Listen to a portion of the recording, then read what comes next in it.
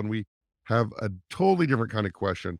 And this question comes to us by way of a young man named Ryan Nemeth, who I think you're aware of, is a professional wrestler in AEW. Yes. And he wants to know something very, a lot of wrestlers listen to the show and want good advice.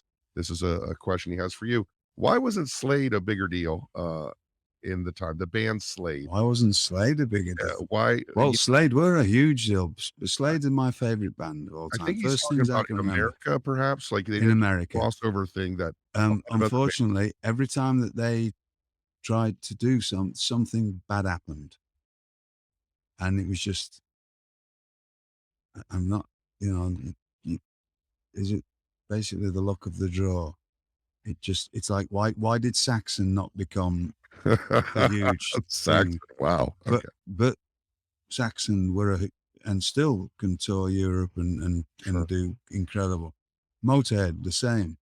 Yeah, there's a lot of people who talk about Motorhead, but when Motorhead they weren't doing massive arenas unless they were on with other people in America. They are the band that are the most influential band over all the rock bands.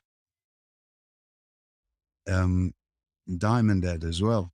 In my youth, Diamond Head, And and Diamond that Head is and the new wave of British heavy metal band that influenced Metallica it was just it greatly. was heavy rock music when Yeah, it became the Americans, I think, called it the new wave of British, right, like it's like the English beat. It was the beat, to us it was just what was, right. and I was going on at that time.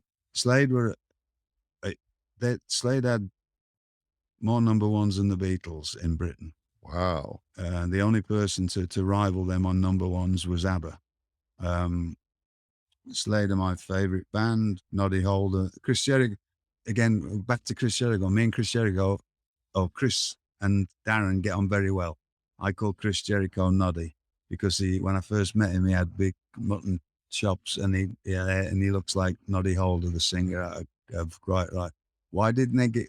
It just didn't work out for them. But Kiss own up to the fact that they stole from Slade. Quiet Riot had couple of hits that were Slade songs. Slade were a huge thing in the 70s. They tried to break America in the about 77. They were spent a couple of years in. It just didn't work out. They finally broke America in the mid 80s. The early 80s, about 84. And every time they came over here and they were trying to break, it just something happened. And finally, when they did break and they got a big hit with Run Run Away, which was a big deal, and it would have that basically broke them. Jimmy Lee, the bass player and fiddle player, because there's certain songs in theirs he'd play a fiddle on there, which sounds odd for a rock band, but he did.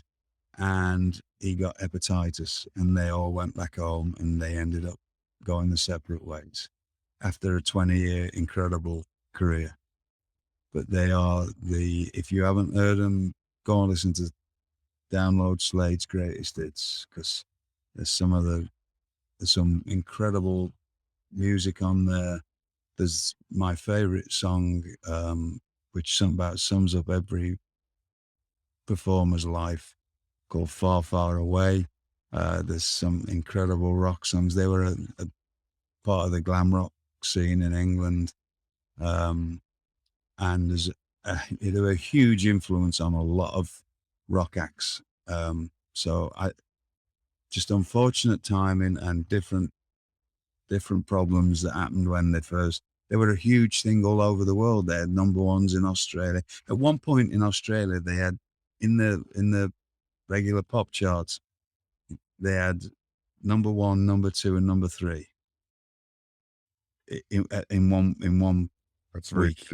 Beatle-like as well. Yes. So it just didn't work out for them, but they were a huge influential band. We have another question from Twitter. Apologies to Mr. Human, who actually asked the previous question on Chris Jericho.